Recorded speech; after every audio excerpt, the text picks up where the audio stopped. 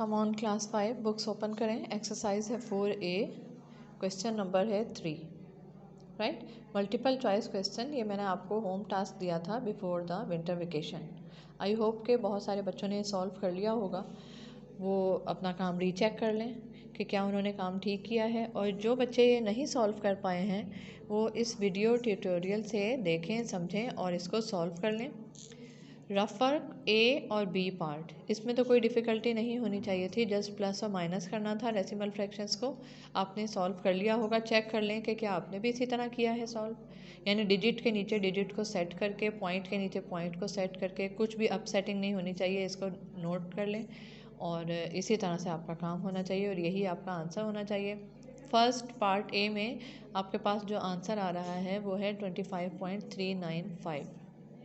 तो चारों ऑप्शन में से जहाँ पर ये आंसर है उसको आपने राइट कर देना है, ठीक है।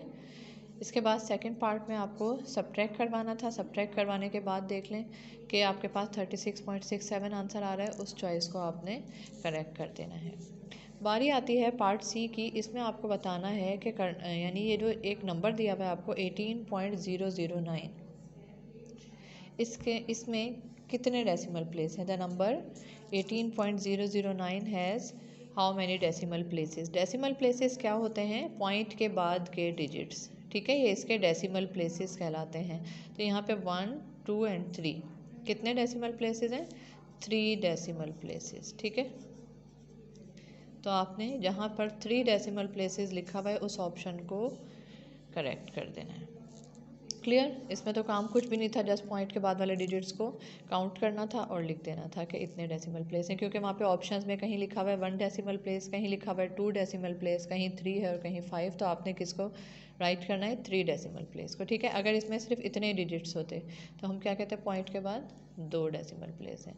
अगर पॉइंट के बाद सिर्फ 1 डिजिट होता तो फिर आप क्या कहते? 1 डेसिमल प्लेस है, राइट। अब बारी आती है पार्ट डी और ई की। इसका रफ वर्क जो है वो थोड़ा सा टिपिकल इस तरह से है कि एक होल नंबर दिया हुआ है आपको और एक डेसिमल फ्रैक्शन दिया हुआ है।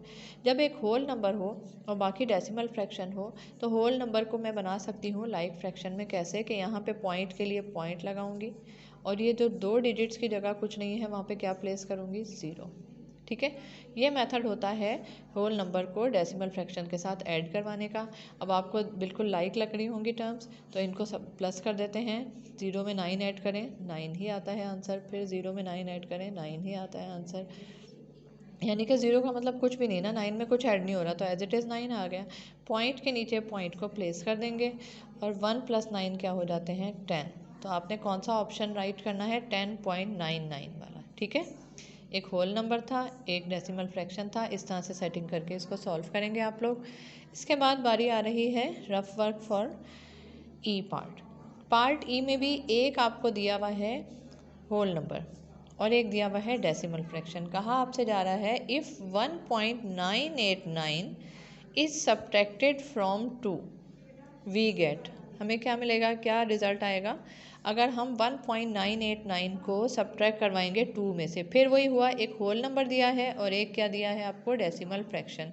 जब भी इस तरह से आपको एक होल नंबर दिया जाए उसको ऊपर लिखें और जो डेसिमल फ्रैक्शन का पहला पार्ट है, ठीक है, पॉइंट से बिफोर जो पार्ट है उसको होल नंबर के नीचे सेट करेंगे। रिमेनिंग आप सेपरेट लिख लेंगे एक एक डिजिट के स्पेस देकर, और फिर इसको लाइक टर्म बनाने के लिए सब्ट्रैक्शन में ज़रूरी है कि यहाँ पे आपको एक पॉइंट प्लेस करना होगा और कितने 0 यहाँ प्लेस करने होंगे? 3, ताकि इसको सब्ट्रैक्ट करने में आसानी हो।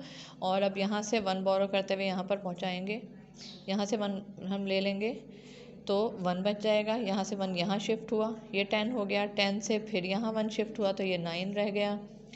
फिर 10 से फिर यहाँ तक हमें 1 पहुँचाना है ना, तो ये 9 रह गया।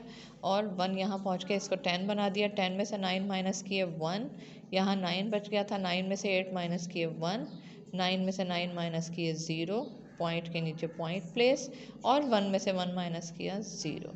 तो आपके पास आंसर क्या आ गया? 0.011, राइट। तो आप ऑप्शंस में देखें ये कौन सा ऑप्शन है, उसको जाके राइट कर दें। यह आपका आंसर है। इस तरह से आपने MCQs को कंप्लीट कर लेना है और उसके बाद फिर हम नेक्स्ट क्वेश्चन को डिस्कस करेंगे।